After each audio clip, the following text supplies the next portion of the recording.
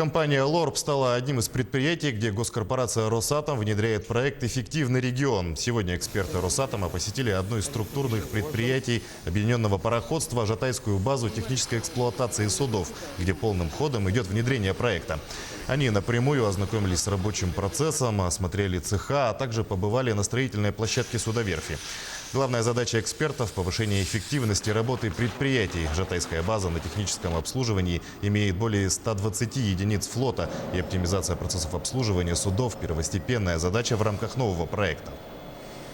У нас сейчас строится судоверфь, и часть цехов у нас переезжает, и они будут строиться новые. И вот мы сейчас хотим к этой программе подготовиться, проект уже поучаствовать в проекте самых цехов, как нам будет удобно работать согласно программе 5С, все там расставить и начать работать по-новому. Новое оборудование ввести более эффективно, менее энергоемкое, более производительное.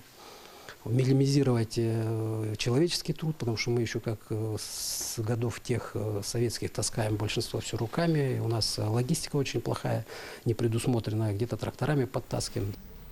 Напомним, Якутия присоединилась к проекту «Эффективный регион» в октябре прошлого года. Для участия в программе были отобраны 4 республиканских предприятия. Помимо Жатайской базы, это ГУП ЖКХ, Водоканал и птицефабрика, а также ряд министерств, которые внедряют систему государственного управления. Первые итоги реализации проектов будут подведены уже в мае-июне этого года.